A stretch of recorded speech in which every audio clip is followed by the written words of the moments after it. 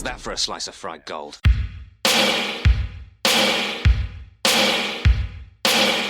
think this is a fucking costume? This is a way of life.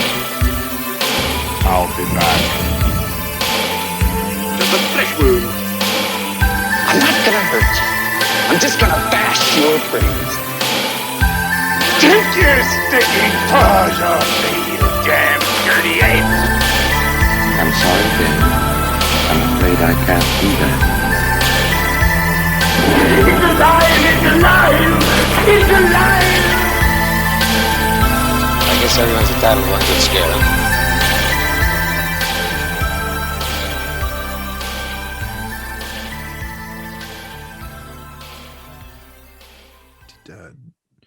Did you see that girl's boobs in the movie? I didn't. Did you see? I got the made-for-TV version. Oh. It's just cartoon bikinis drawn on it the whole time. Can you imagine being the person who had to like try to put together TV a edit? TV edit of this movie? They're just like, what? There's no. The first half of the movie's gone, guys. I don't know what else to do. They'd come in and be like, did you get that editing done? Yeah, I did. But hey, here's the thing. It's 10 minutes long. So Is that with the credits? I had to cut out the entire first half an hour and the finale. Yeah, this is, I don't The think. finale of this movie is literally a double penetration.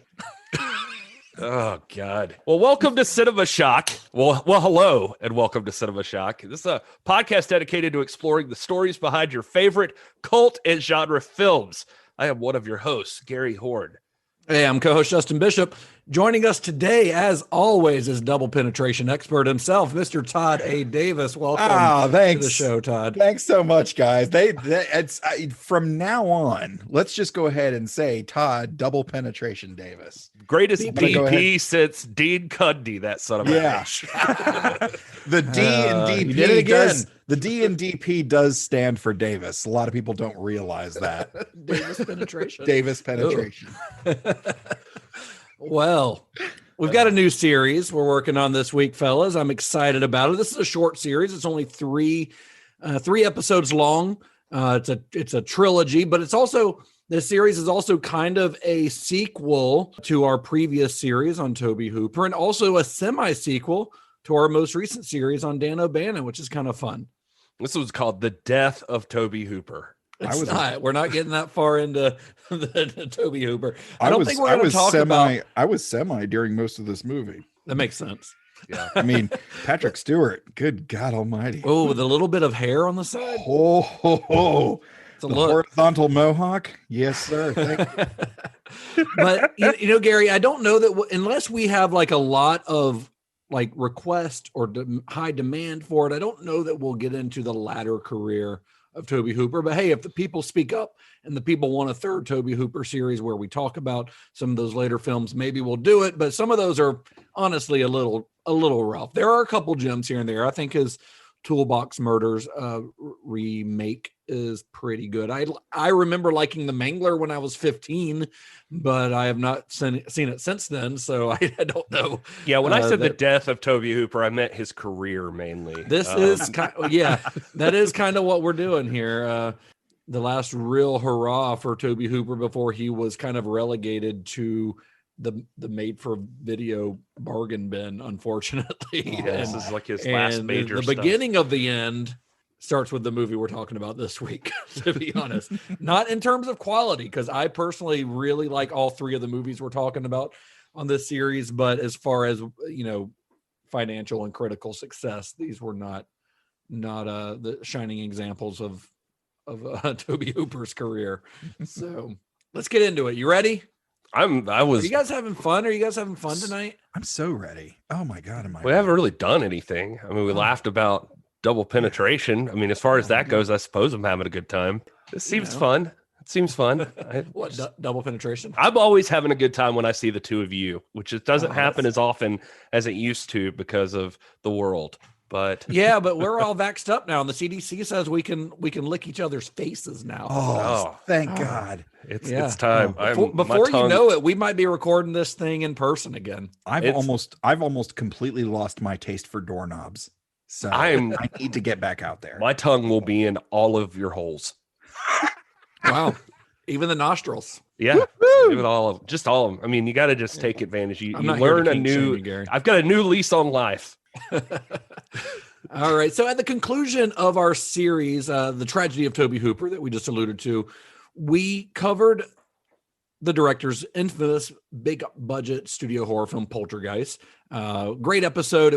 It's a great story behind that movie, I think. You know, the movie was a big success, but as we discussed in that episode, the controversy and the bad press surrounding it, fueled by speculation that film's producer, Steven Spielberg, directed much of the film, really hurt Hooper's reputation and his career. And as a result, Tobe Hooper had a hard time finding a follow-up to that film, at least one that he cared to be a part of.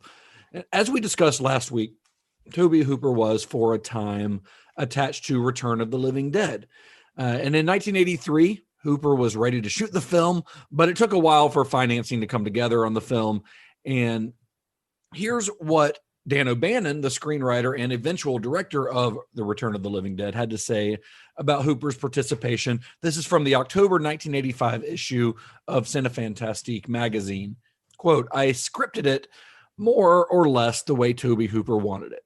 He came up with some cute ideas, and I did too, but it was mainly geared towards his tastes. Then the backers, Hemdell, began having money problems because they were raising the cash on foreign distribution sales, and it was taking ages. So Tobe Hooper, instead of waiting to direct a film that may or may not ever even happen, moved on. He left the film. He left, O'Bannon ended up, of course, directing the film once it secured financing. But this left Hooper the availability to direct something else, another project, one that happened to be actually another film scripted by Dan O'Bannon. That's the film that we're talking about today, which is 1985's Life Force. They watched. They waited. Now their time has come. Out of the depths of space, the ultimate terror. Moving, searching, destroying. From body to body, from life to life, from man to woman. Changing, growing, burning for our life force. From the director of Poltergeist, from the special effects creator of Star Trek, the motion picture, Life Force. In the blink of an eye, the terror begins.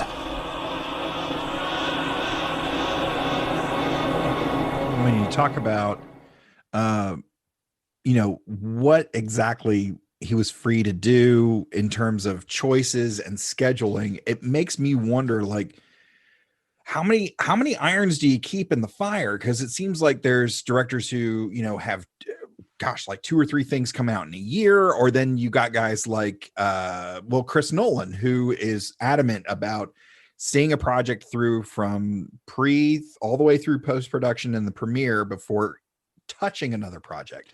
Yeah, I think it has a lot to do with just the director's personality, maybe. Yeah. Or how they like to work, how they prefer to work. And, you'll have Steven Spielberg, for example, on one extreme end of that spectrum. He'll be filming a movie. It goes into post-production. He's already in pre-production on another movie while he's in post-production on one movie.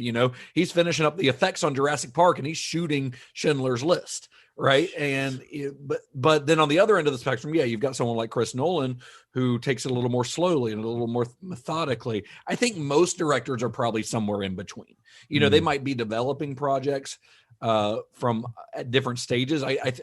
Guillermo del Toro comes to mind because he's always got these. He's like an idea guy. He's always got like ideas and in mind of projects he'd like to work on, and maybe they're at various stages of actually existing. But a lot of times those don't ever come to fruition. And I think it also probably works very differently for maybe a director who is also a writer, like a Quentin Tarantino type. Sure. There's so many directors that have so many, they're directing, but they're focused on one particular thing, be it cinematography, the script, the acting. You hear about those. An actor's director trying to figure out all that stuff. Oof. Well, it's interesting too. Even with this one, to hear some of my notes today come from Tobe Hooper's commentary on the Shout Factory Blu-ray, and to hear him talk about with Dan O'Bannon, for instance, like when he left Returning of the Living Dead and got hired on here, he talks about Dan O'Bannon, that Dan O'Bannon was also writing this script with him. Dan O'Bannon was writing the script, don't get me wrong, but like Toby was saying, they were tossing notes back and forth to each other during production of this movie the entire time. Like it was also being written, and this also would have been, Hooper had just left the making of Return of the Living Dead, so there was a lot of overlap, I guess is where I'm going. Yeah. So to rewind a little bit, though, in the summer of 1983, a couple of movie moguls by the name of Menahem Golan and Yoram Globus, who described themselves as the world's leading purveyors of B movies. That's a self-description by these guys. I think that name is actually, to hear people say it, they always go like Mahim Golan.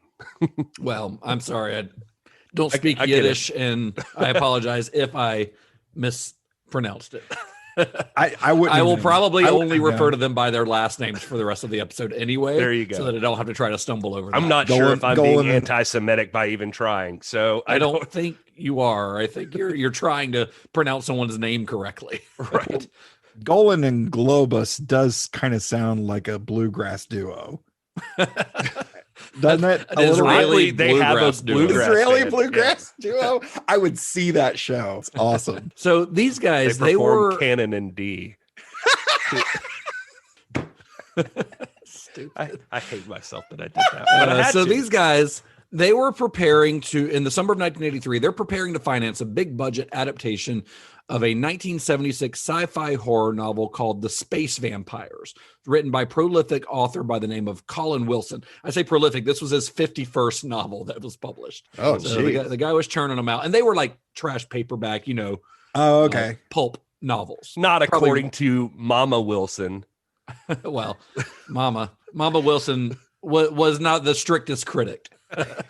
So if you're a fan of B movies, especially those from the 1980s, then the names of Golan and Globus might sound familiar to you. If they don't, then surely the name of their production company does. They were the head honchos of Cannon Films, having purchased the fledgling company back in 1979, or at least purchased a ruling stake in it. That was the Canon and D joke. See, that's what I was doing. Thanks, there. Gary. We got it. For those of you just joining, Golan and Globus, these were two Israeli cousins who had begun their career in the early 1960s, and they had a business model where they would buy these bottom of the barrel scripts, put them into production, often with very low budgets, at least in the early days, and make a pretty penny off of it. And these early successes by doing this allowed them to start putting bigger and bigger budgets behind their films. But even when they started doing that, they never really lost that B movie spirit. Now, I should say that Cannon Films they were known for doing action movies and B movies, but they also did art films as well, like stuff that would play in art house cinemas. But obviously it was the B movies and the action movies that they were doing that were kind of making them all the money. When you think of 80s B movies and action movies, there's a very good chance that at least some of those films that you're thinking about are Cannon films by the Cannon Group. These are the guys that are responsible for the Death Wish sequels that got more and more ridiculous as they went. The Chuck Norris action movies. These guys basically made Chuck Norris an action star with movies like The Delta Force, Missing in Action, and Invasion USA. These guys are the guys who did the Ninja trilogy. They did American Ninja. They also did musicals and comedies, movies like Breakin' and The Last American Virgin. So, movies that were very, very popular for a handful of years in the 1980s. Didn't you feel on some weird Missing in Action binge not too long ago or something? I watched the first one. Oh, okay. Yeah. Which was filmed as the second one. I don't know. Maybe we'll do a Missing in Action. I always liked Invasion USA. I saw that a ton of times as a kid. Yeah. Well, I feel like they could do was weird because they filmed the two back to back, and then they realized the second one was better, so they released it first. Then they released the second one. It's called like Missing in Action Back to the Beginning or something, and it's like made as like a prequel because it was actually filmed first. Really weird, but the first one is better. I do feel like they could do a version of The Producers about these guys. Yeah, I think it would be entertaining. If you want to know more about Cannon Films, I'll say there's a really great documentary about it called Electric Boogaloo: The Wild Story of Cannon Films, or something along those lines. It's a really, really great documentary. It's by the same director that did Not Quite Hollywood, which is a great documentary about exploitation movies.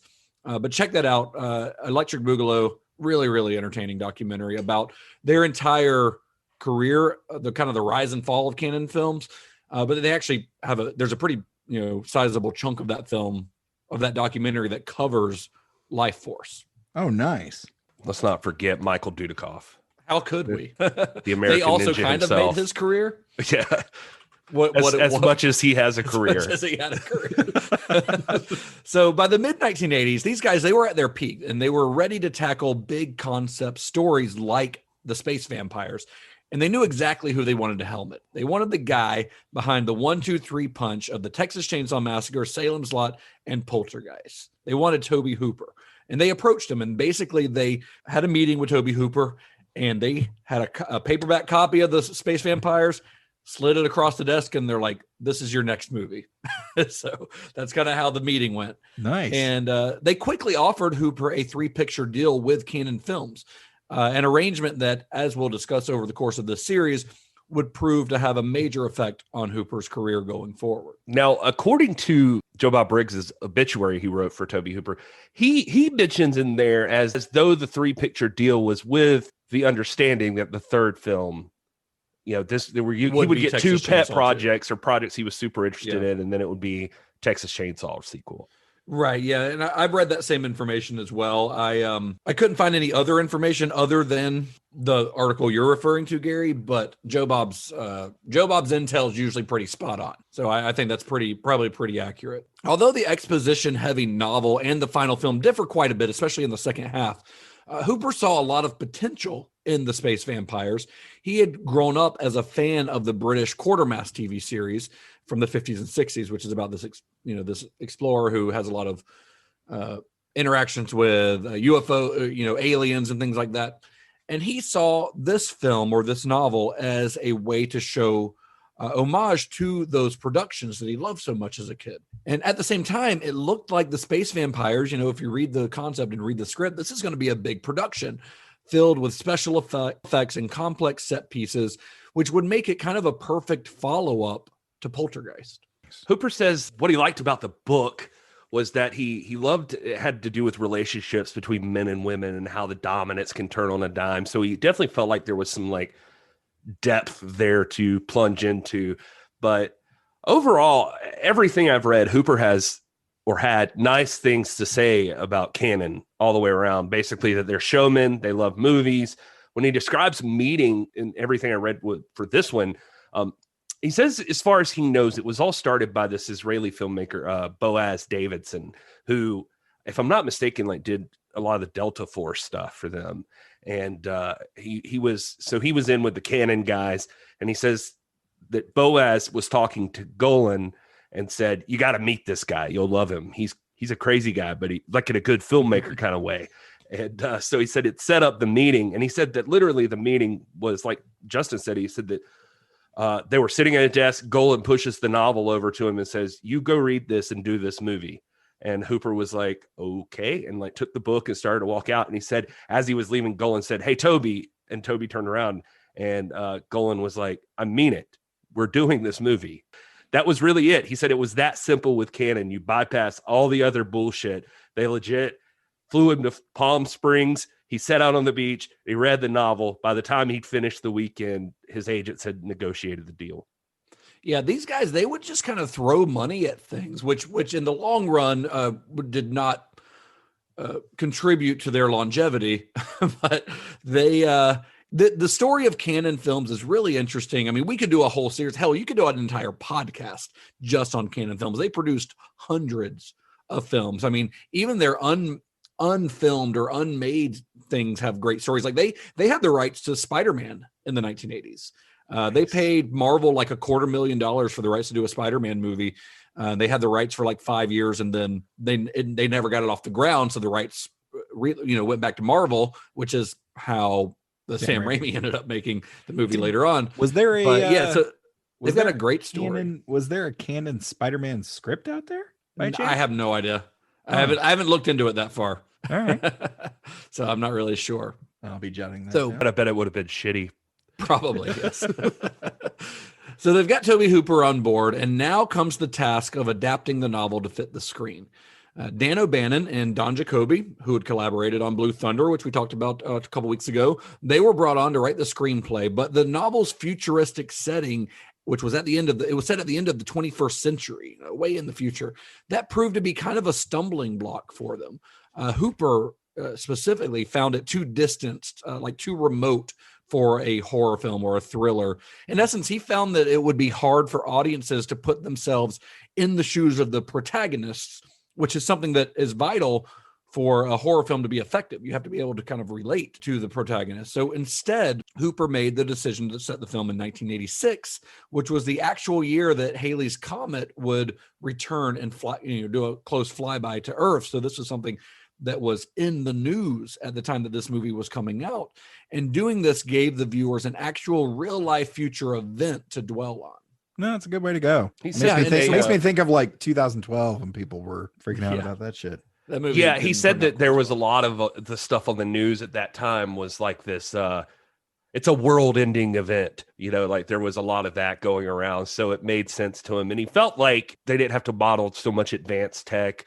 He just thought being too sci-fi in this film wasn't appropriate, I think is how he put it. Since the dawn of man, comets have been seen as like omens for bad things happening. So the fact that, in this movie, it is not only an omen for bad things happening, but it actually brings the bad things to us. Like that's kind of a fun play on that concept, I think. Yeah. Yeah. No, that's awesome. So they make this decision to kind of set it in more modern times, more, present day. And they were able to quickly get it together. Script came together and everything, and it came together pretty quickly and went into pre-production with a then pretty huge budget of $25 million and a crew of over 400 artists, including a 40-person prosthetics team. This is a big production, one of the biggest, if not the biggest production that Cannon Films had done so far. Even, 1980s, that sounds huge. The 40-person prosthetics. That's thing. Massive for this time. Yeah, they were, like you said, I mean, they just kind of threw money at it. I mean, I mentioned earlier, but a lot of the script happened as production was happening. He said, just and immediately he had already, this is the only person we've seen say this. He said he liked Dan. He knew Dan O'Bannon. And so that was really it. He knew he wanted him to write it. Dan's wife liked him, it seemed like. Right. She he had nice immediately words to say for him. he just called Dan O'Bannon and says, I want to hire you to do this thing. And he did. And he said they'd have the calls where they toss ideas back and forth or tweak things as Hooper wanted, but it was pretty simple. He already had John Graysmark immediately signed on as the production design. So they just started work on that stuff. And he said a lot of the crew actually were people that had worked on like 2001. But, going back to like what his ideas, he mentions in several interviews I saw that in his mind, he envisioned a 70 millimeter Hammer film.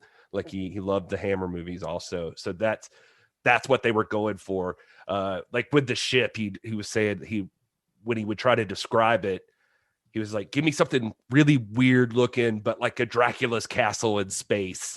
But like his other note would have been like, definitely don't come close to Giger because that would be sinful right now. And he said, he said, like, maybe we're going more of I think he said a curvy Escher painting. Nice. So, and to put that $25 million budget in context, this is 1984 or so when they're going into production. 1982, 2 years earlier, Star Trek II, The Wrath of Khan, $11 million. Oh, wow. Yeah. So that kind of gives you an idea of just how massive this production was compared to other even genre films of the time. So to help him pull off this massive undertaking, Hooper was paired with cinematographer Alan Hume, who had begun his career working on Hammer horror movies. So it's funny you say that, Gary, that was his inspiration. Like this guy, that's where he started his career. And he had actually most recently been the cinematographer on Return of the Jedi.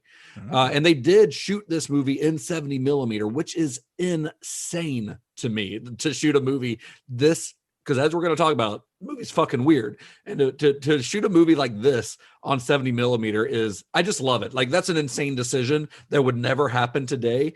And it just kind of thrills me that it exists, and that if there were a repertory theater around where we live that had the capability of showing 70 millimeter film, you could see this movie projected in 70 millimeter somewhere. That would be amazing. So, I mean, just for my own, and maybe there's someone out there, standard's 35, right? Correct. So this means a negative 70 millimeter is a negative twice as big as a regular standard film, which means that you're getting twice as much detail and everything in it. So it's closer to like IMAX format, which this was way before IMAX. Oh yeah, absolutely. Yeah. So another key player here was special effects man John Dykstra, an Oscar-winning legend in the effects field who had given us the effects in a little movie called Star Wars. He'd also worked on Battlestar Galactica. He'd also done the effects for Star Trek: The Motion Picture. That's two Star Trek. That's two Star Trek references so far, and we're not done yet. John Dykstra is kind of the godfather of modern effects. Like this guy is just his work on Star Wars alone is absolutely legendary. Like he was breaking ground on that movie left and right. And then in front of the camera, Hooper cast a fellow Texan by the name of Steve Railsback as Colonel Tom Carlson. Carlson had previously appeared in cult films like The Stuntman, Turkey Shoot, and probably most famously as Charles Manson in Helter Skelter, a movie that he starred in alongside Marilyn Burns and one of her only other film credits outside of the Tobe Hooper films. Oh, okay, cool. But just in a weird twist of things, that's how these things happen.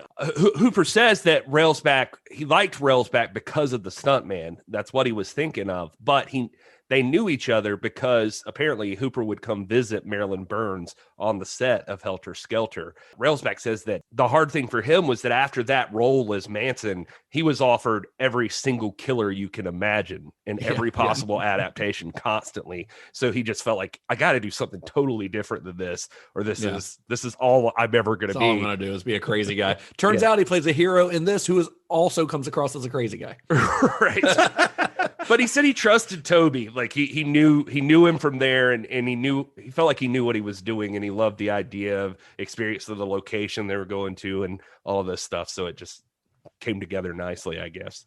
And much of the rest of the cast was comprised of veteran British actors, like guys like Peter Firth, Frank Finlay, although the Frank Finlay role was a role that was originally meant for Klaus Kinski. And I don't know if you guys are familiar with Klaus Kinski. He was a frequent collaborator of Werner Herzog, and he is a genuine insane person. He's a psycho.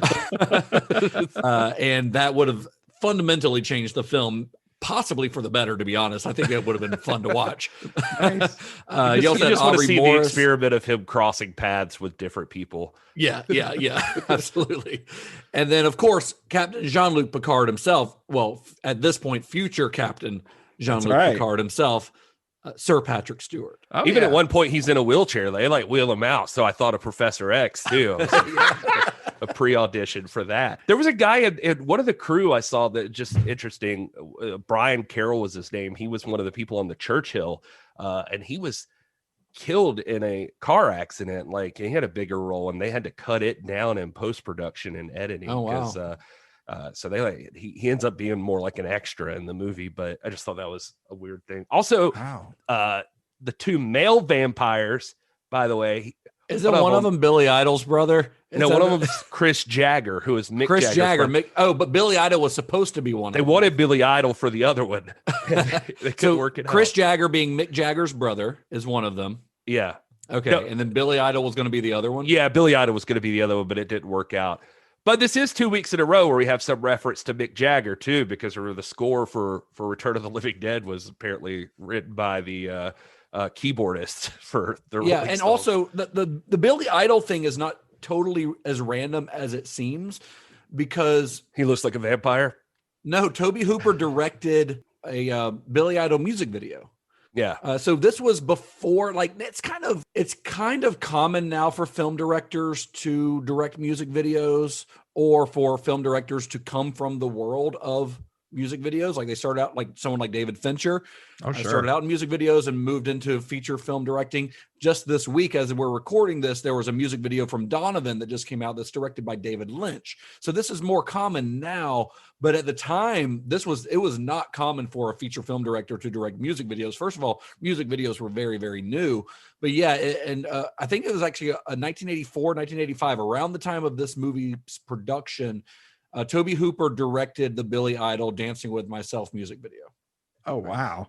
So that was kind of what he was doing in in between movies time. Where were we? We're talking about the cast, right? So if you're talking about the cast of this movie, probably the most memorable cast member of the film, especially for 15-year-old boys or 39-year-old boys, is Matilda May as the alien space girl. That she's just credited as Space Girl. Did you guys notice Matilda May's performance in this film? Which one was she again? She's the other. She's not. There's two guy vampires, and then there's one lady vampire who hangs out occasionally. You remember her? Can you describe her? There's a couple of details that make her stand out, but like other than if you don't happen to notice those, you will never. So Matilda May, only 20 years old at the time of filming this. This was her first real movie role. She had a couple of like very, very small roles before this. This is her first real movie role, although she would go on to have a pretty long, successful career, although her career was primarily in films produced in her native France. I think you're supposed to, looking at our notes, I think films are supposed to have quotes around that, Justin. No, they're real movies. She made a real movie. One's got Harvey Keitel in it. She was an actual actor. She was also in The Jackal with Richard Gere and Bruce Willis. Oh, really? Yeah, wow. Like the late 90s, 97. She plays one of their wives. I can't remember because I haven't seen that movie since like 97. Yeah, she's in that. Okay. Nice. Yeah, but most of her movies were French. As you may have noticed, if you've watched this film, one detail that may have stood out to you is that Matilda May appears fully nude for a large chunk of the film's runtime. Oh, Matilda May. Oh, okay. Yeah. That's her. That's the one. That's the one you're thinking of. Okay. So, but this is Tobe Hooper, I think, once again pushing the envelope for what's acceptable in a mainstream movie. But it's funny, if you listen to Hooper talk about this, he tries to downplay it. He tries to downplay the nudity in Life Force. He kind of views it the same way he views the violence in the Texas Chainsaw Massacre. Here's a quote from him from Cinefantastic magazine where they asked him about this. There is nudity, but there isn't a lot of nudity. The nudity was handled in the same way as the blood and gore we had in the Texas Chainsaw Massacre, man. Most of it is in the mind's eye. It's there. There are also shadows and motion that act as clothing, so you think you see much more than you do. There was no way around the nudity. We find humanoids in space, and I couldn't rationalize finding them clothed. I just want to call bullshit, first of all. Well, yeah. First of all, the shadows and motion as acting as clothing is like, we're really reaching there, Tobe. Yeah. You see more than you think you do. No, you definitely see plenty of nudity. And say what you will, don't expect to have naked people running around through a movie and it not become a topic of conversation. Yeah, maybe one day we'll get there. You have to notice you don't see any of the dude aliens with their dork hanging out. You know, that was a heavy metal reference, by the way. Look, you shot this thing in 70 millimeter. I can practically count the pores in her areola. Okay. Like, don't play like it's something it's not, Toby. Tobe Hooper also I think it's on the commentary to this. He talks about how they had her, much like they did with Linnea Quigley in Return of the Living Dead, they had her shave. And then they're like, oh, no, we can't do this. Like, now you can see even more. So Tobe Hooper, I think and I didn't write this down, but I think his quote is something like, so we had her, we asked her to grow her little bikini thing back. Yeah. Meaning her pubes, I guess. Yeah, that was it. They had her wax, and then, the producers and stuff were like, no, now I think the quote was too nude. Like, yeah, you see her, like, now we just see her labia.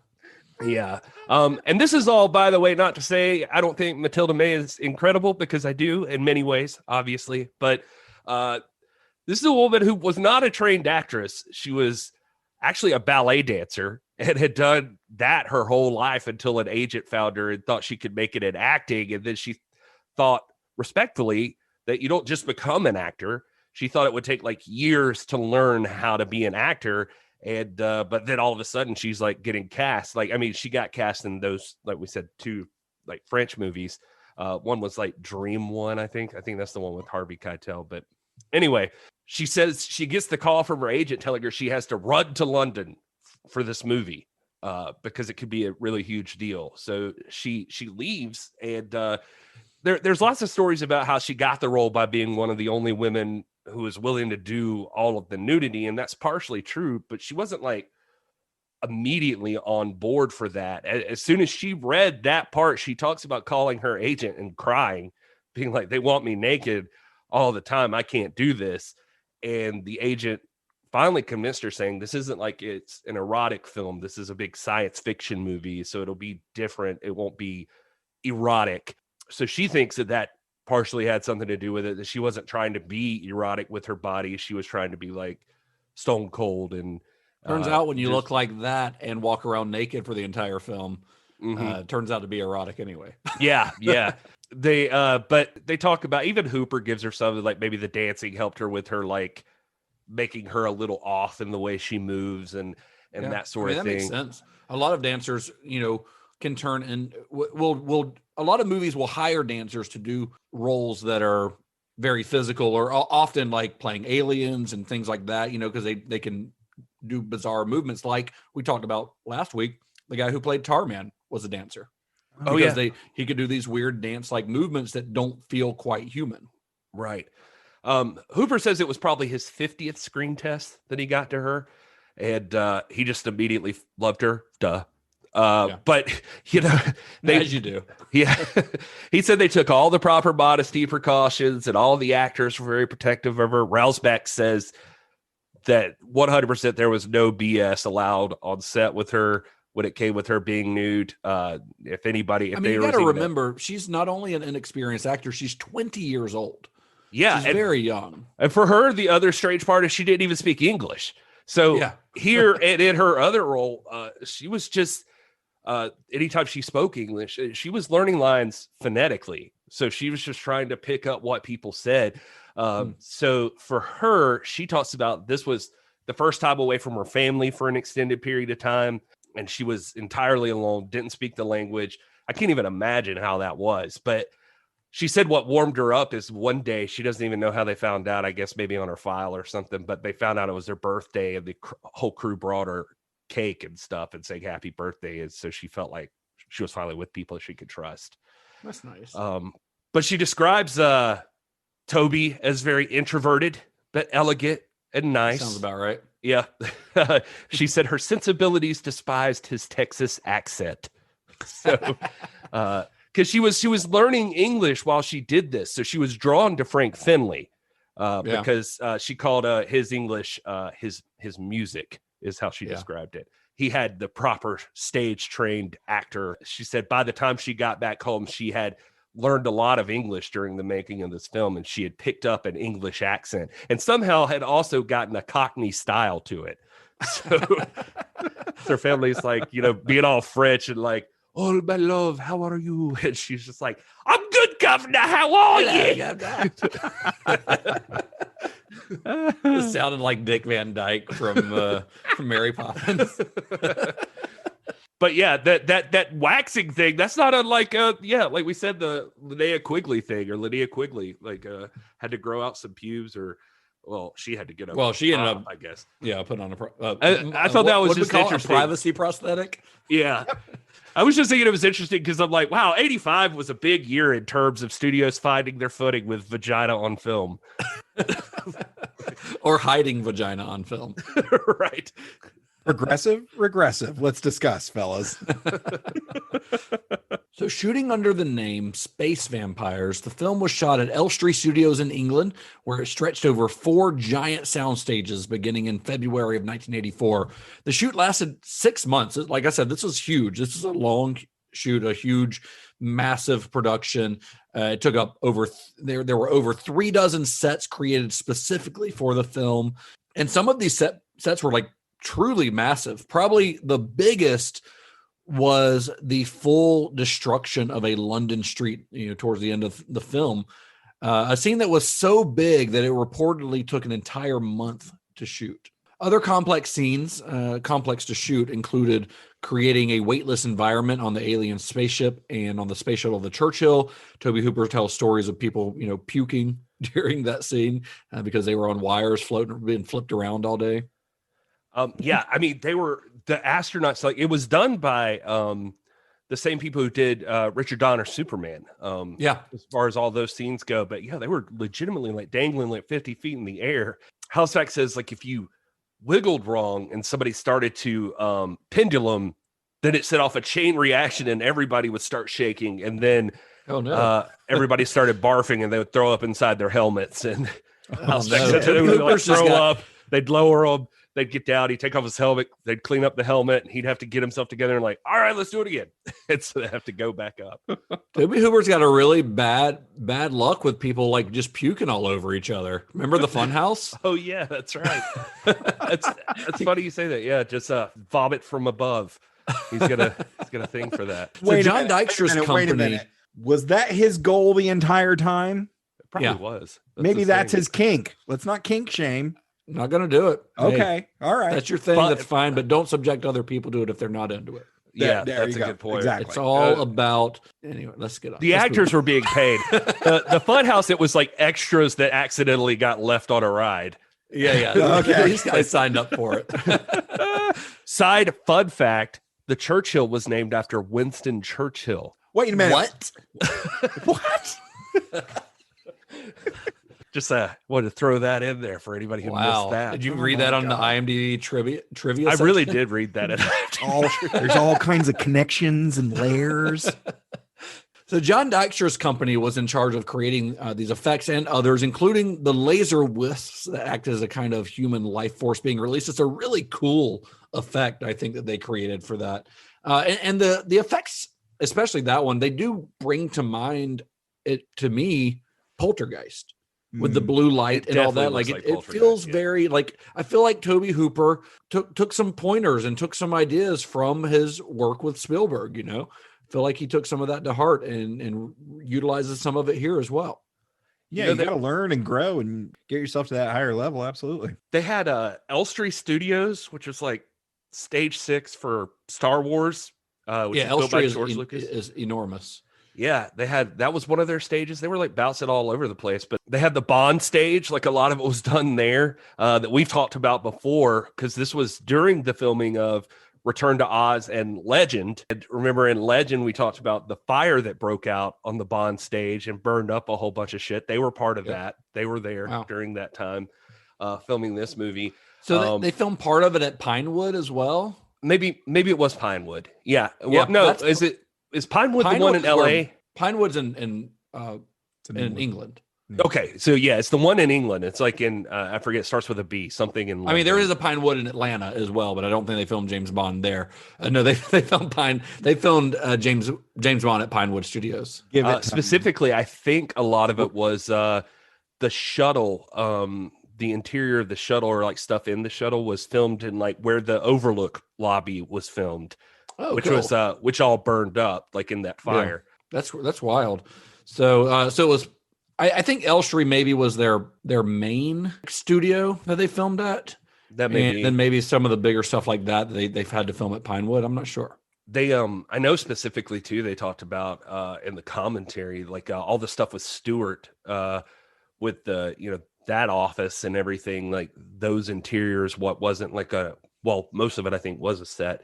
But that was where like Indiana Jones was shot. Like he said, like he pointed out one of the spots was like specifically where or like in Raiders, I mean, where like the ball is like rolling after Indy. He's like, this is like, he was like, that happened right there. And like pointed that out, but wow, it was kind of interesting. So the filming, by pretty much all accounts, was very smooth. No big issues other than, actors puking on each other. And Hooper's cast was never shy about really singing Hooper's praises as a director. They really liked him, which you'd hope would help settle some of the previous rumors about his directing once and for all. Steve Railsback, in an interview with Starlog magazine, said this film will prove that Tobe's a talented director who has unfairly taken some bum raps. Life Force will show people that he was the one who directed Poltergeist and that he is a filmmaker to be reckoned with. So, even the actors on this, they're like, we got to help Tobe Hooper clear his name, I guess.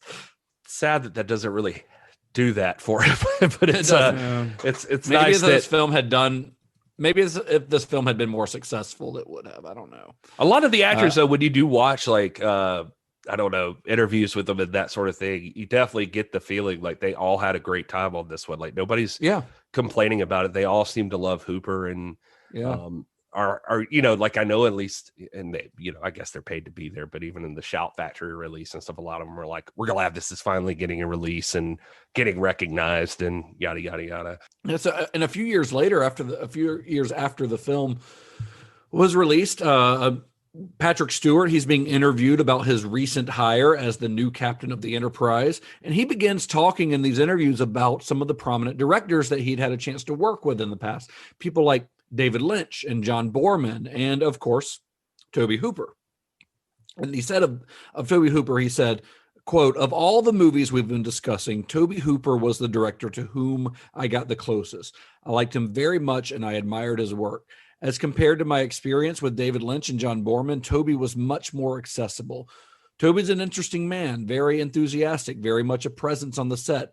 Life Force was one of the best experiences I've had as an actor." Steve Railsback was his first on-screen kiss. I saw that in a David Letterman interview. Like, like your first like ever? Yeah, That's not like probably not on stage, but like on screen, on like on screen. the big screen, I guess, was Steve Railsback. That's really funny. His first on-screen kiss. They're like, "Who's your first kiss?" He's like, "Oh, Steve Railsback."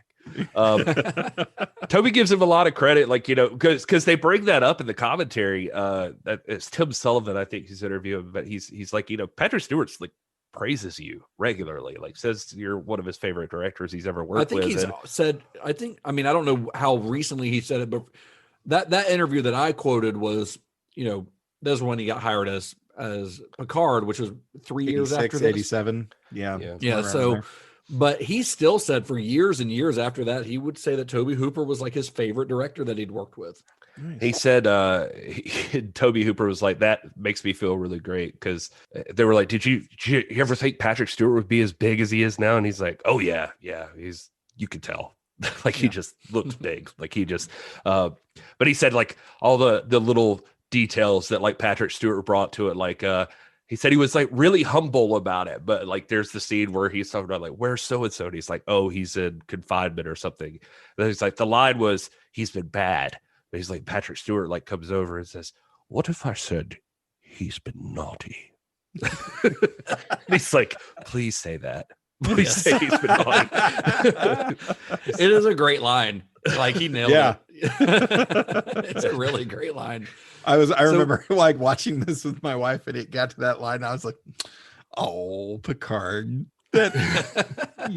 you rascal, you." For anybody who's ever seen Toby, by the way, in an interview on commentaries, he is still the same way. Like he doesn't have a lot to say ever. Yeah. Like he just like, That's it's why they always have to have somebody on his commentaries who's like asking him questions throughout the film. yeah. And it's generally like a lot of it is like, "So I noticed this and this, and the characters would probably be thinking this, that this says this about that person, and yada, yada, yada." And Toby's like, yeah, probably so. I don't know. He just like, he does not elaborate. So while the filming of the movie went pretty smooth, the shit hit the fan pretty much as soon as principal production wrapped. First, the powers that be at Canon decided that the title Space Vampire sounded too exploitative and too low budget, despite the fact that these guys had previously produced films with titles like Ninja 3, The Domination, The Happy Hooker Goes to Hollywood, and Breakin' 2, Electric Boogaloo. I was about to say, like, what a time for Cannon's balls to shrivel up. Like, what just happened here? Also, is The Happy Hooker Goes to Hollywood, is there a series of like The Melancholy Hooker Goes to Hollywood? No, it's just the Happy Hooker going to various cities. Yeah. Oh, it's the going Happy to Hooker goes to Okay. Birmingham. Yeah, the Happy Hooker Goes to Cleveland is very depressing. Yeah. No, maybe that's how it starts, and then by the end of it, Cleveland's Everyone's a different happy. city. She starts working at a steam factory.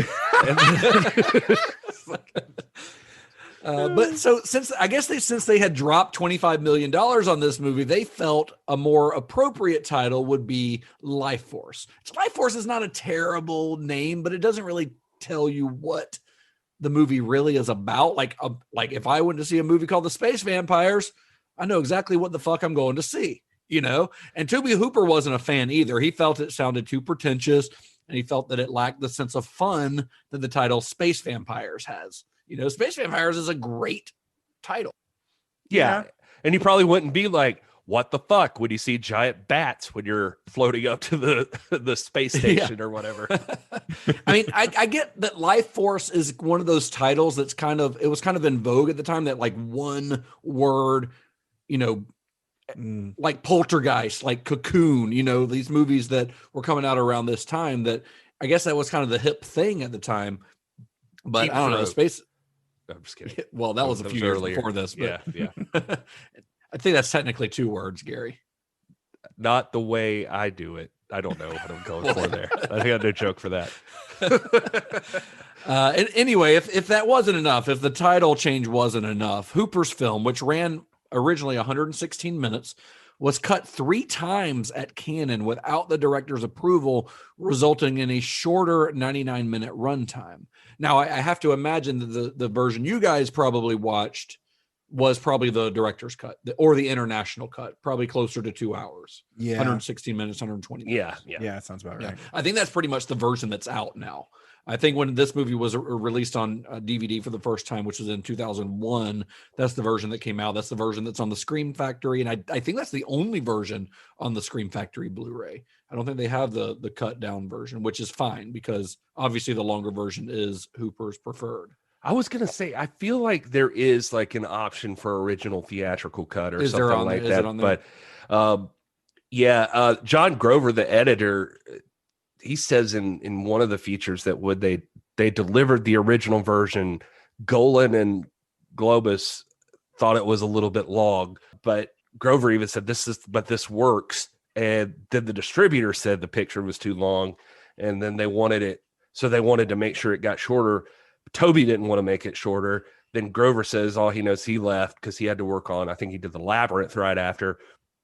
And he said that they just called somebody else in and they slashed it up. I don't know. Toby makes it sound like in the commentary that he wasn't unaware that it was happening. Like that he, kind of tried to help make sure it still made sense, at least when they slashed it. But he didn't want Grover from Sesame Street? Yeah. Mm-hmm. Okay. All right. That's the one.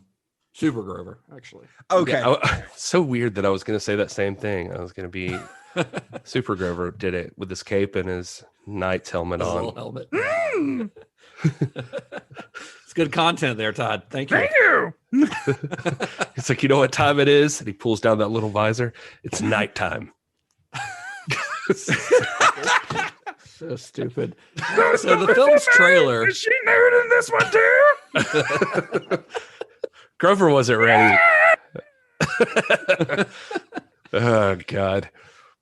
So the film's trailer was put in front of surefire hits like Rambo First Blood Part 2, but it didn't seem to matter. Audiences didn't seem to care, and very few people in 1985 bothered to see the movie. Although I have to speculate that maybe if it had had a title like Space Vampires, they'd have known what kind of movie they were getting into, and maybe more people would have turned out for it.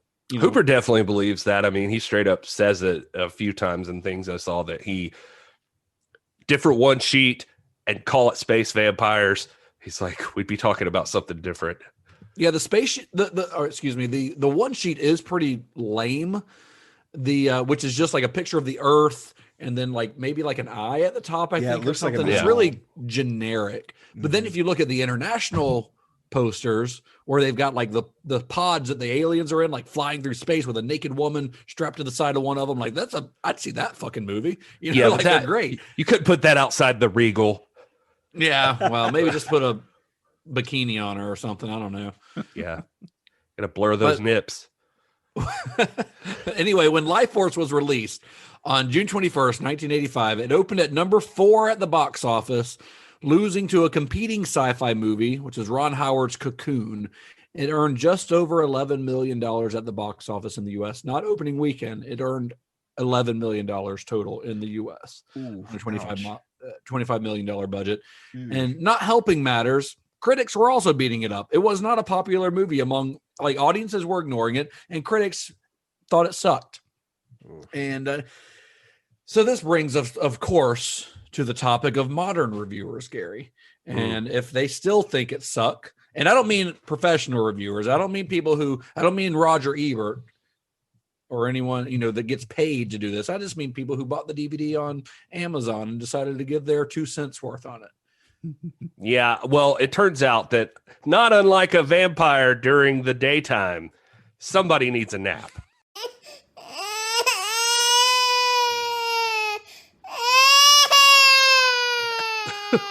That was pretty good. I like that. Nicely done. Good. So here's Solitary Man 9105125. He says, "No doubt about it," is the title of his review. "This movie is the movie that killed the careers of Tobe Hooper and Steve Railsback." That's his whole review. The career of Steve Railsback. The career of Steve Railsback. Yep. Here's Magical J. He says, wait, that was the whole review? That was his entire review? Yeah, that was it. Oh, okay. He was just pointing out it killed the careers of Tobe Hooper. Who's the next guy? Railsback. Violent J? Magical J. His cousin. I was hoping it was an ICP.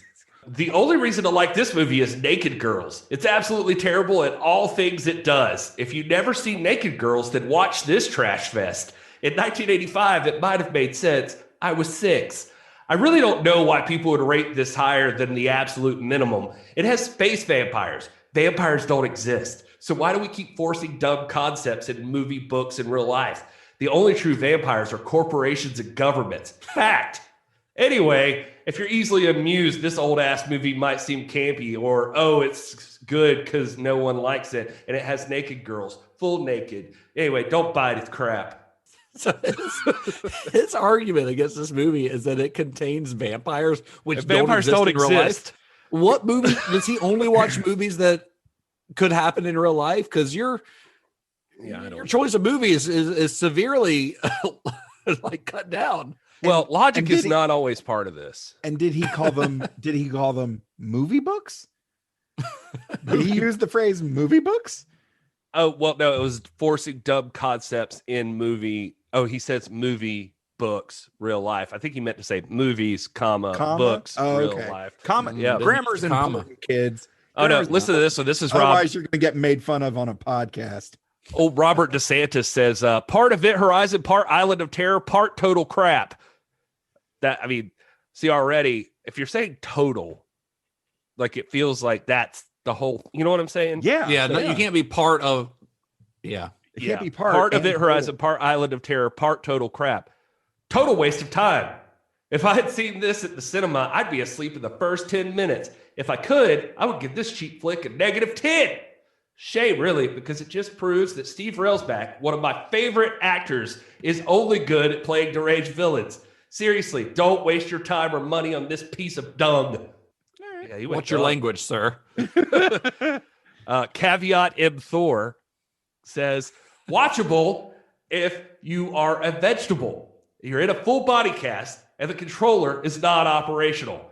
I kept hoping the silhouette heads from MST3K would appear in the foreground and they would begin to roast this clunker minute by minute. Has there been an MST3K riff track for this? Did they do I don't know about riff tracks, but not an MST3K. I did want to include this one just because it's Stanley Strangelove again. And I feel like he comes up, I always find his reviews. Yeah. He says, Life Force should be titled Life Farce. This is an absolutely terrible movie from one of the worst directors of all time, Tobe Hooper. The plot, well, there is none. Hooper just throws in every plot device from every horror and sci-fi movie in a complete mess. Nothing makes sense at all. We have spaceships, which are the cheesiest ones I've ever seen in a film. Vampires, Walking Dead, telepathy, graveyards, an insane asylum, explosions, car wrecks, the military, stupid-looking aliens. All that he left out was werewolves, Frankenstein, the creature from the Black Lagoon, and the kitchen sink. What a schizophrenic mess this is. That was There's probably a lot of other stuff he left out of the movie, but that life farce thing. Though. Oh man, that's good. So many. I feel like Stanley Strangelove has been watching like marathoning Tobe Hooper movies and hating all of them for some reason. Like, why do you continue to watch them if you hate them so much? Yeah. And I realized that I went long with this one, but I do have like one other one where this guy was just like real upset about this because this was like all big letters and just he just went out. It's Devastation Bob. And he says, Life Force is a late 80s sci-fi horror flick wherein a joint space mission between the U.S. and Great Britain fly out to study Haley's comic. and find a giant spaceship full of dead vampires, one sexy naked chick, and 2 Patrick Swayze clones. Of course, they bring them back to Earth, and then the naked chick runs amok, turns half of London into crazed, ravenous zombies, and it's up to our heroes and an SAS man and the lone surviving astronaut to defeat her in a Gothic cathedral before the vampire mothership gets to Earth and rains holy hell down upon us. That's the recap. Now, most people, upon hearing that synopsis, might be like, hell's bells, I want to see me some of that movie. Well, friends, that couldn't be farther from the truth. At 2 hours, Life Force is a chore to sit through. While the key plot points delivered above do happen, some of them happen off screen, and they're reported to us by some bored British character actors.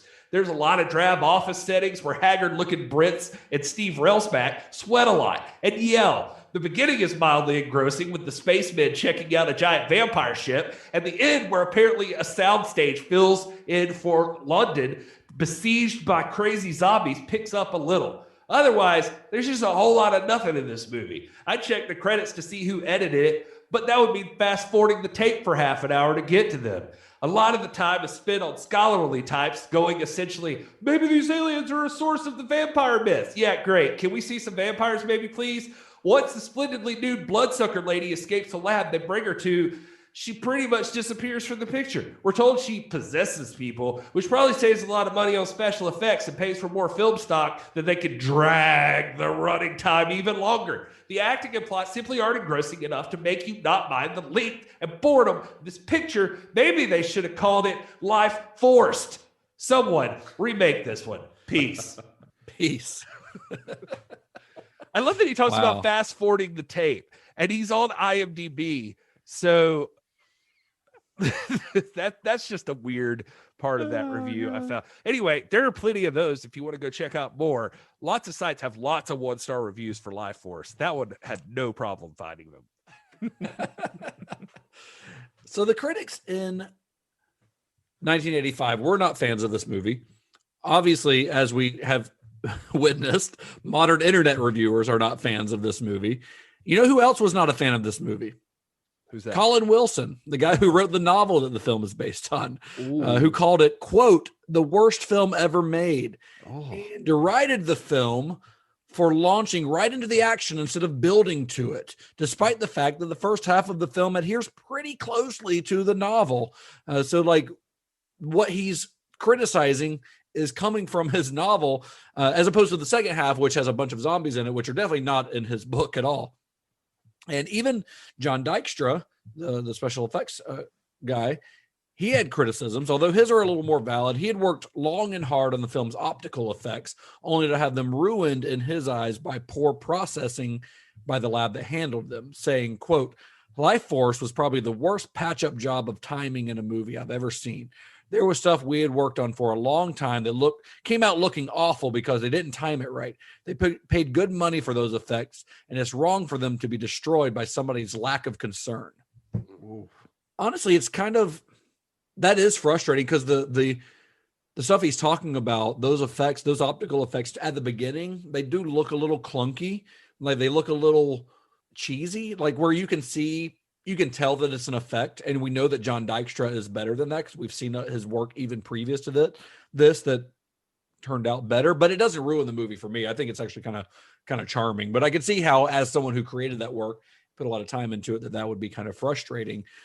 But I do have to, ask you guys, because we haven't discussed it much, critics didn't like it, modern reviewers didn't like it, even some of the people making the movie didn't seem to like it. What do you guys think? I dug it. Yeah, I'm in. It was neither of you had seen this before. Is that correct? Yeah, this was the first viewing for me. I will be completely honest. I did watch it a little tired. We had watched, Friday night is, pizza and TV night for me and the wife. And I feel, so it was the last thing that we watched, and we started it kind of late. So my eyes were getting a little heavy there towards the end, but honestly, this is really solid. I really enjoyed it. I think, I would love to see this get picked up by Shudder or someone and, do some sort of, mini series reboot. I think it's a lot of fun, and I'd love to see this sort of some of the aspects sort of played out and fleshed out a little bit more, I had a blast with it. And yeah, I mean, some of the special effects are dated, but honestly, like hearing the premise, it's, you know, vampires in space and the whole thing. When I first saw that space shuttle, the Churchill, and it's going in at a weird angle with the solar panels out and everything, I was just kind of like, I was fascinated. I was like, it's a cool image. Oh, okay, cool. Yeah, I'm on board. Yeah, this is great. And yeah, it didn't let up. And, you know, of course, me being the Star Trek guy, I love Patrick Stewart. You know, he can do no wrong. But yeah, this was a lot of fun. What do you think, Gary? I am honestly, I'm kind of ambivalent with the whole thing. Like, I'm colored by loving Tobe Hooper and caring about Tobe Hooper like I know him now. And so there's part of that I think affects my viewing of it. I think the movie is, by no means is it perfect. I think that it's drawn out a little bit. Like I can see how it feels long to some people. It just, you know, it's not my favorite of his by any means. And I bought it on Blu-ray. I'm not going to regret buying it, like I said, but I also Blu-ray. I feel like, yeah, it's a really good Blu-ray. And I feel like I don't know. I feel like probably not unlike Mama Hooper at this point. I'm like, that's my baby Toby. He's doing his best. And but I mean, I don't think it's a great movie. I think it's okay. Like it's just, there's a lot of stuff that I do like in it. There are things that, I mean, the concept and some of the effects and that sort of thing are cool. I absolutely, just to throw it out there, and he seems like such a nice guy in everything I've seen him say. So I want to be clear about that this is not personal, but I absolutely hated Steve Railsback in this movie. I hate him. I hate him. He's terrible. And I say that as someone who genuinely loves this movie, but Steve Railsback, he is pretty awful. Yeah, I can't stand him. Like he took me right out of the movie on multiple occasions. Like it doesn't like affect my viewing of it because I like so much other stuff, but there are some moments like where he just is really goofy. Like he's just something about him. I hate to say it, but he's just being a bad actor. I mean, like some of the moments that require him to do more than things that are out of his reach as a performer, you know, if that makes sense. Yeah. I mean, I was watching it. I'm just like, I kept thinking during the movie, and I've seen it a couple of times technically now because I, you know, also watched the commentary track and everything, but always with him, I kept thinking like, why is this the leading guy? Like, why is like, he's not very good and not very charismatic. And he's really not. I don't like him at all. It's hard to get behind him as a hero. Which sucks because the best part of this movie for me was probably the first half of the movie, but like going into the second half, it like totally switches over to focusing on him. And I think it fucks the movie because I don't like it. Like I said, it doesn't hurt my viewing because there's so much other stuff that I like, but I totally understand that point of view because I agree that he's pretty bad in it. Who else was up for that role? Did we cover that? I don't know. It almost sounded like Tobe Hooper just kind of had him in mind. I mean, from the stuff I saw, but he must have seen something in the guy. And I haven't seen Helter Skelter, to be honest with you. So maybe, or the Stuntman. So maybe he's great in those. And, you know, so I don't want to bash the guy too much, but I just, you know, obviously Hooper saw something in him, but man, in this movie, like I don't know. I feel like you got to have like an extra level of something to carry what you're dealing with here. And, it's just, I don't know. It's just not there. I'm just like watching Naked Vampire Girl being like, this the dude you chose out of everybody? This is the one. Well, I don't feel like he was phoning it in though. No, he was swinging for the fences for sure. I'm sure he was. Yeah. He's trying. So after Poltergeist, Hollywood had decided that Tobe Hooper kind of needed a comeback for some reason, despite the film making tons of money and being a success because of those Spielberg rumors. Like Hollywood decided, like, Tobe, you got to prove yourself that you're actually a very good director, you know, and that you actually could have directed something like Poltergeist. You kind of have to prove yourself. But then when Life Force came out, nobody really gave it a fair shake. the canon, they recut and retitled his work. The film lad fucked up the effects.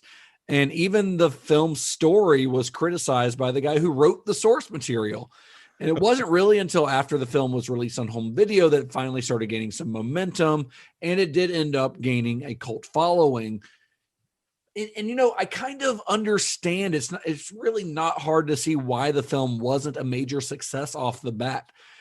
This is a film that seems like it was always destined to be a cult film. It's a very weird movie. It's a strange movie, especially one to throw as much money at as they did. And at the time that it was released, a lot of film critics seemed to really dislike evil alien movies. And that was maybe due to the success of films about nice aliens, Close Encounters, E.T., Cocoon, movies like this. And Hooper's film was not the only movie to suffer because of this dismissal by critics, because John Carpenter's The Thing was similarly ignored or maligned for the very same reason, because people couldn't take the idea of an evil alien. They wanted to see a cuddly alien like E.T., despite what Gary's wife might think of E.T. He ain't cuddly to her, that's for sure. My wife too. She's not a fan of E.T. Wow. It's so weird. I don't get it, He's but nice. He's whatever. It's candy. It's man, I don't know. This movie has a lot happening in it. There's a lot. We didn't even hit on who Hooper calls the walking shriveled, like all of those puppet people that are in there, like that's a weird effect. I mean, it's cool. And it's cool, but it's weird, like somehow in the movie. I mean, I guess it makes sense in the movie. I don't know. Something about it. It took me off guard the first time I saw one. I was like, holy crap. Like, what is this? Because they're using puppets, and they could have definitely just used prosthetics or makeup, but there's something very weird and off-putting about them using puppets to me. He didn't feel like humans with prosthetics. I think it's similar to what was it we talked about before that was like this? The one where they're bringing the dead people back and Dead and Buried. Dead and Buried. Yeah. Where they're like, he's like, I saw Hooper say this, that like there were, it's harder to. There's a difference between like getting a skinny guy in prosthetics and like making it truly like a shriveled person, in a way that wouldn't work if it was somebody in a suit. Right. And so he obviously saw that here too. And it's interesting to hear him talk about it too. Like, there's like 20 people operating each one of those things, and the wires where they went and how they staged it and stuff like that. It's cool. It's a cool concept. It's a cool effect and that sort of thing. But I could see like people just being completely like, whoever chose to go see this movie being like, what the fuck am I dealing with here? Like, this is a lot of stuff. Yeah, it's a lot. There's a lot going on. And I mentioned The Thing, and this movie does share some other similarities with The Thing thematically, because both of those movies, and we haven't done an episode on The Thing on this podcast or anything. We will inevitably. The Thing is like top 3 horror movies of all time for me. So we will be talking about The Thing one day. And I know John Carpenter's Gary's probably favorite director. Yeah. Would I be correct in saying that? I think you would. Yeah. But both Life Force and The Thing are about a shape-shifting evil that's passed from person to person. They're passed much like a sexually transmitted disease. And that's not me like reaching for a metaphor. Like there's a lot of like academic writing about this era of horror movies, seen as a commentary on the then emerging AIDS epidemic. This movie almost feels like it's commenting on both a fascination and fear of sexuality in general, because I mean, obviously Matilda May is a incredibly feminine form of sexuality, and it's a really interesting theme for the movie that when you watch it that way and when you watch it in that light, it really does become incredibly interesting, I think. Yeah, I watched it at, for face value, looking back and keeping that in mind makes me want to go watch the movie again and it's see, not like, catch all those themes. Right. And it's not that the film is being heavy-handed in that symbolism. I mean, ultimately, Hooper, I think when he made this, he just wanted to make a movie that's a wild, fun time. But yeah, if you can get some social commentary of some sort in there, let's do it. I mean, I made a joke at the beginning of the show that the movie ends in a double penetration, but I really do think that the way that sword thing goes through both of their bodies is an intentional like metaphor for sexual penetration of some point. Like I don't think that's Hooper. I don't think Hooper accidentally did that, based on the context of the rest of the movie. That's fair. Yeah, he's definitely toying with the gender role thing, too, because he talks about that being in the book and one of the things that appealed to him, like the old Steve Railsback being a huge pussy. But that is what they say about him. I read his Wikipedia. Put it in his Wikipedia. I hate that because the guy, like, to hear him talk, like when you see him in interviews and stuff, he seems like such a nice guy. Like he really does. He seems like a great dude. There are lots of nice guys who aren't good actors.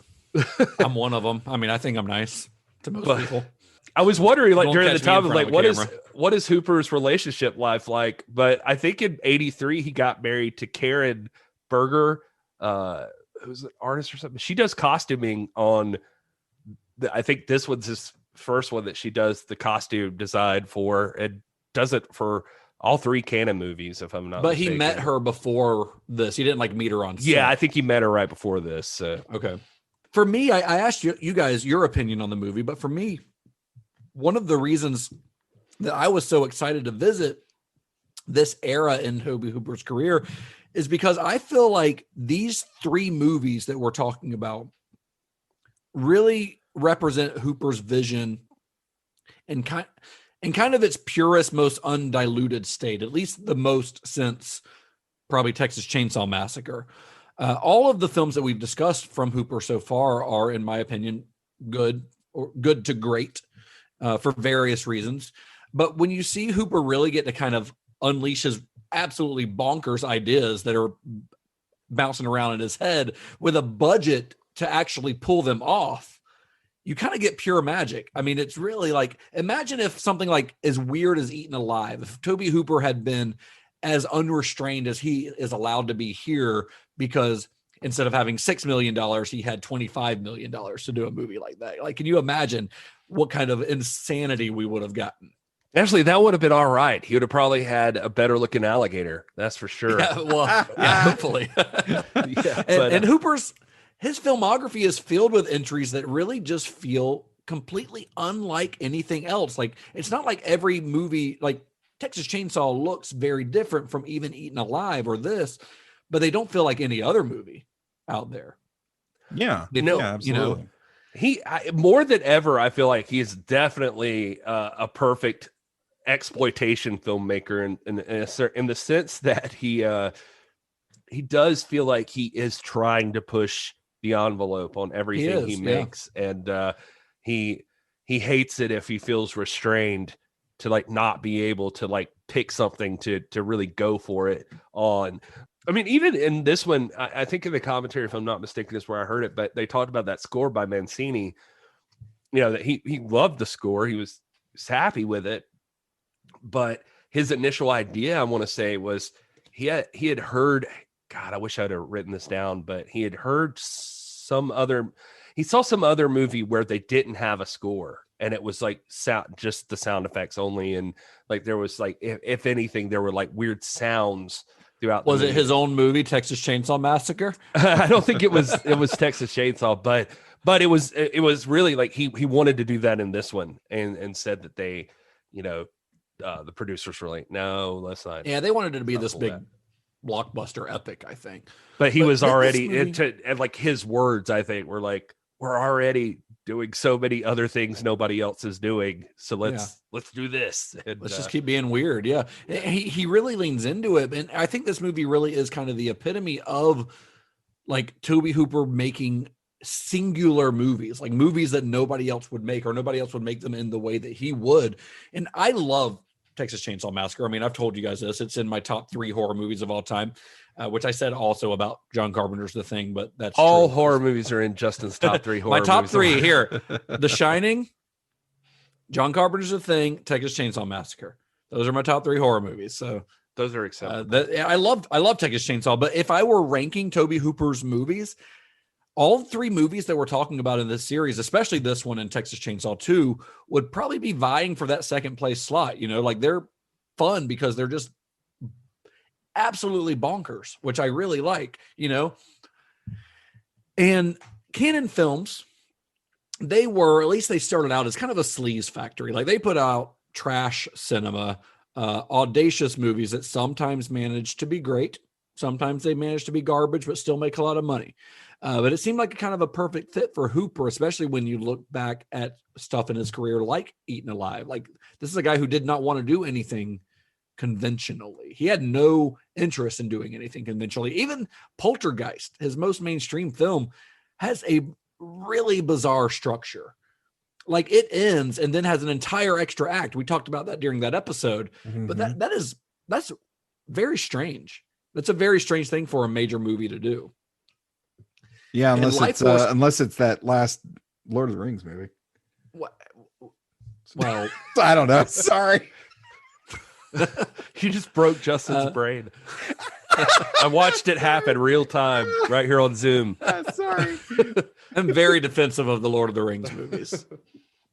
But Life Force is far from conventional. I think we can all agree to that. I mean, the structure, we haven't talked about Dan O'Bannon and Don Jakoby's script very much, but their script is kind of nuts in its structure as well. I mean, the plot is basically broken down into several small acts, and each of these acts has its own kind of mini protagonist, each of whom has their own encounter with the space girl.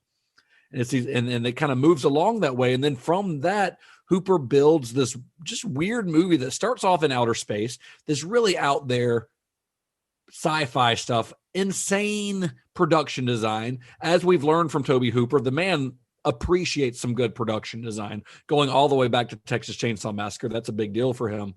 And then the movie ends with Earth, or at least London, being destroyed, complete with a zombie outbreak. This movie starts in outer space with some weird ass shit, a spaceship that looks like you're walking into a giant vagina. Yeah, it does. Yeah, it does. And then it ends with zombies running around London, and London's on fire. It's like, that's insane. That's nuts. And it gets even nuttier once like Carlson comes back into the story, because we talked about Steve Rails back in his performance. I think at least me and Gary, I don't know where Todd fell on that, but me and Gary at least felt that he wasn't very good, but he does sort of play it like a lunatic the entire time. Yeah. Which, I mean, he played Charlie Manson, so I guess playing a lunatic is kind of his thing, even in a character that maybe shouldn't be played that way. But it does kind of hit the way he plays it kind of adds to that fever dream quality of the movie. Like it makes the movie feel even more weird because he's so out there, I guess. Well, I guess that was kind of the point with his character. His interaction with the space girl on the ship, ended up, he ended up connecting with her, I guess, and looking at stuff like the story of Dracula, that she was his or he was her minion, and ended up, and then shenanigans ensue. But I mean, I guess that's kind of how you have to play it, as at least you got to rub up against her, right? Well, yeah. Well, I mean, I do like the way that the movie plays with vampire lore. Like the idea that the vampire lore came from these beings who visited Earth eons ago. Yeah. And then kind of branched off from there, That's very interesting to me. Yeah, I dig like it. the idea of you having to kill them with this energy center. Well, that eventually evolved into a stake through the heart, and it's really, I don't know. I think that's a very fun, which I'm sure that comes from the novel, but that's a very fun play on the vampire mythology, I think. Yeah, it's a lot of fun. All of this, I think, adds up to a movie that, like, just when you think this movie, you're watching it and you're like, this can't get any weirder, and then the movie proceeds to just get even weirder than you thought it was going to get. Like it does. It builds the whole movie. It just gets stranger and stranger. And of course, we mentioned it before, with the fact that Matilda May walks around naked for most of the movie. That's a weird choice that most filmmakers would not have made. they would either have her go like the Terminator route and put on clothes at the beginning, which she eventually does go the Terminator route because she like drains that girl in the park and they're like, well, she has clothes now. But that's much, much later in the film. Yeah.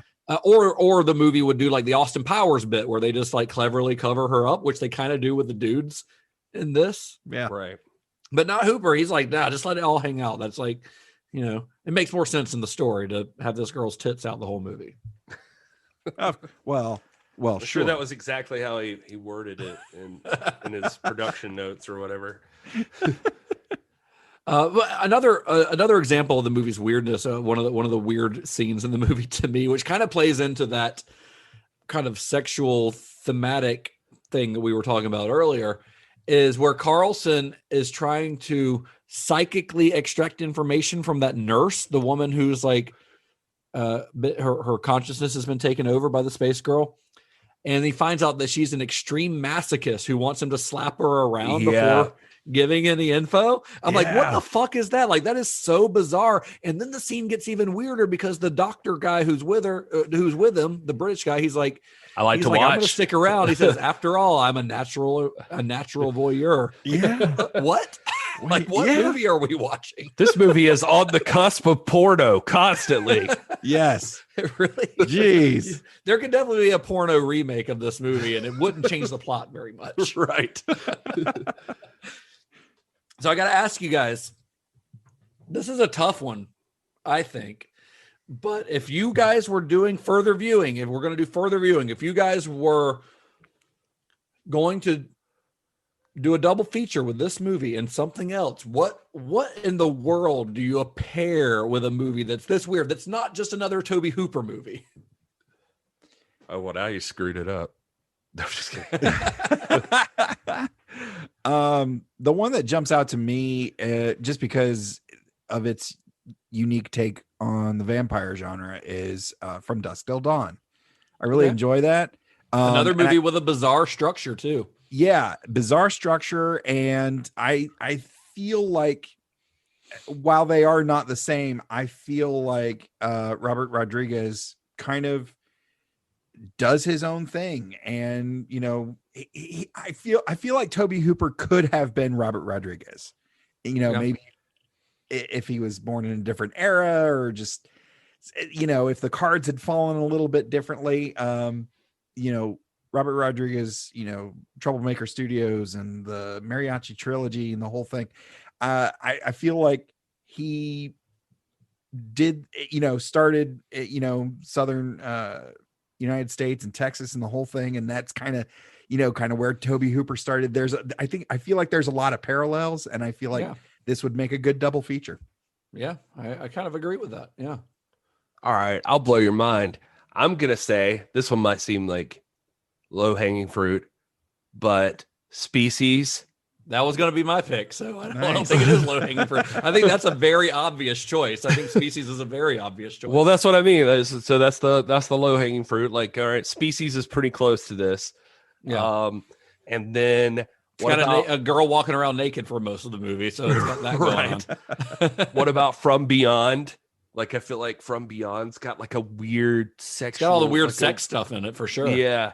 And then also, what was it? I just had it. Damn it, I just thought of something else. It was... Fuck, I forgot. Something else made me think, Ex Machina. Remember that movie? Like, dealing with the... Yeah, but like they have the weird stoic... odd female, and it's more about like how the men react, or that sort of thing. And I felt like this movie kind of digs into that a little bit, and so it's not really the same, but I feel like they're kind of tackling similar subject matter. Sure. Sci-fi with the horror element, the sexual thing. Yeah. I mean, my main one, I would have said Species. I mean, that seems pretty obvious, but it's a very similar parallel with an alien woman who anyway. But if I had to go a different route, I'd say a Body Snatchers movie. Any of the Body Snatchers movies. Yeah. Invasion of the Body Snatchers, either the original Don Siegel movie or the remake, or the Abel Ferrara Body Snatchers, if you want to get really fucking weird. Right. Any of those movies kind of work because of the way that she takes over other people's consciousness. So that would be my other pick aside from Species. I like Nice, it. I think we nice. made a solid list right there. That's good. Those were good. I thought this one was going to be tough, but we did pretty good, guys. Yeah. I'm proud of us. Yeah. I feel like I got a As a glowing whole. air of like As a just whole, on the whole. achievement here. On the whole. So Life Force is Tobe Hooper's biggest film as far as like scope, budget. And it was a huge financial gambit by Canon Films that just didn't pay off. I mean, we mentioned earlier, $25 million, you know, just a couple years earlier, Star Trek 2 was 11 million. And this same year, the movie that opened up and beat Life Force at the box office, Ron Howard's Cocoon, $17 million. So that was a much more, I mean, that was a much more sure thing. That's a family friendly, you know, movie about nice old people, aliens. And, you know, it's Right. as opposed to a movie, you know, throwing $25 million at a movie called The Space Vampires. It's going to have a naked woman walking around for 30% of the movie. Yeah, I think the only this all naked seniors in a retirement home in Cocoon. And it did ultimately hurt the careers of everyone involved. Matilda May reportedly does not even put this on her resume anymore.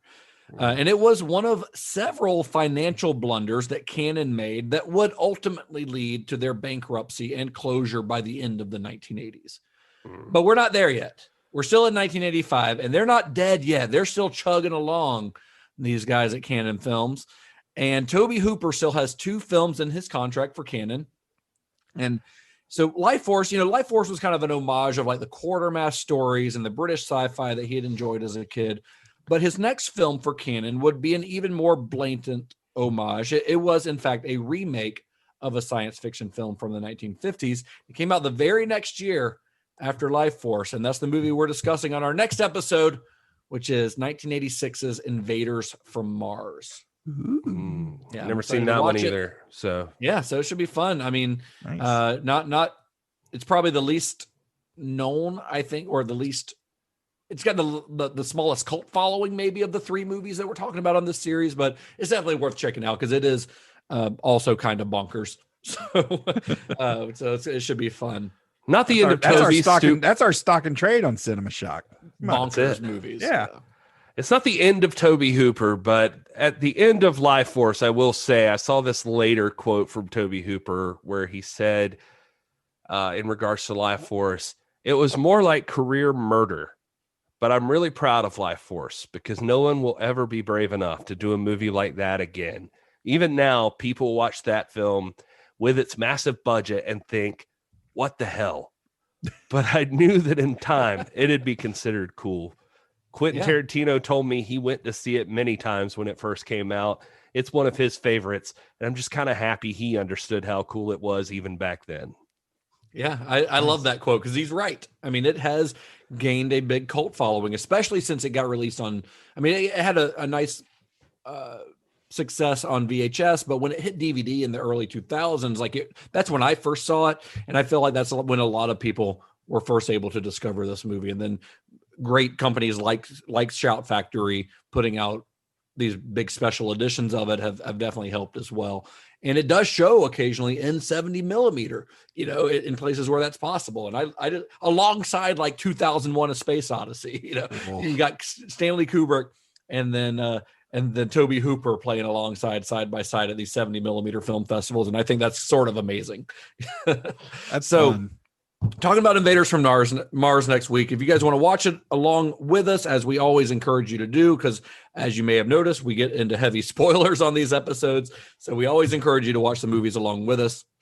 You can go to cinemashock.net. You can find links to where you can stream it online. I will say Invaders from Mars, you're going to probably have to stream it because the DVD or the Blu-ray from Shout Factory is out of print and very, very expensive on eBay. These next 2 movies are both of them. Yeah, but you can find them streaming pretty easily. So at least there's that.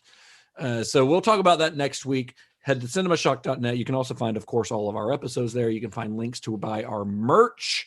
I think Todd is currently winning in the contest to see whose stupid catchphrase t-shirt sells the most. I don't know. I have a feeling that he has family members buying them. My wife definitely bought one just to annoy me. And so if you could just buy one that says "Be excellent to each other," I think that would be great because it would help me. And it's also just a good sentiment, honestly, to tell people to be excellent to each other. So or buy the one that actually makes a better t-shirt, which is "May the wings of liberty never lose a feather." So that's the one. That's the one to go with. But actually, be excellent to each other is not bad. But that makes sense on a shirt. Like if you wear a shirt, don't support Justin Bishop is the real discussion here, I think. If you have a shirt that says Johnny has the keys, nobody's going to know what that means. Much like the one that I'm wearing right now from one of my favorite t-shirt designers, Studio House Designs. It says Tom Atkins rules. I love the shirt because I love Tom Atkins. Nobody ever knows who it is. Nobody knows who Tom Atkins is. But maybe they ask. So that's true. That's the only thing. I also have a Tom Waits tattoo, and every time somebody asks me, "Who's that on your arm?" I'm like, "Oh, it's Tom Waits." And there's just this glazed look goes over their face because they have no idea who the fuck I'm talking about. So I'm like, it's fucking Leatherface. Just get over it. Yeah. Leatherface, get over it. So Todd has the shirt that so Justin's has the best like overall like standalone catchphrase. Todd has the one that will spark conversation with. So Todd's is a conversation piece. Is that what we're saying? Conversation piece. Mine looks like it's from a MAGA supporter. So just don't buy it in red. Right. So it all works out. Where can you guys be found on the internet for our listeners? I'm at Mr. Todd A. Davis on all the socials. And if you like Star Trek, you can seek out the Computer Resume podcast. It's the show where we cover the entire Star Trek franchise in chronological order for fans new and old. And that is at Computer Resume on all the socials. I am at This is Gary Horne. I guess since Todd did it, I also have another podcast. It's about pro wrestling. If you like pro wrestling, it's This is Pro Wrestling, and it's at TIPW Show. You can check it out on all those places. Side note, just a helpful hint. I know that we know people that listen to the show that check out the movies from a library. If you happen to get Texas Chainsaw Part 2 or Invaders from what's it called? Invaders from Beyond. Invaders from Mars. Invaders from Mars. I thought that, but then I thought that sounded weird. Invaders from Mars. Anyway, if you find them from your library, keep them. And whatever the cost is to replace them, I guarantee you can make it it's up. Less than what you'd spend on eBay or, right. or Amazon. The thoughts and opinions of Gary Horne do not necessarily reflect the thoughts and opinions. Just saying, you can turn those things. Oh man. Well, I'm at Justin_Bishop. You can find the show at Cinema_Shock on Twitter and Instagram.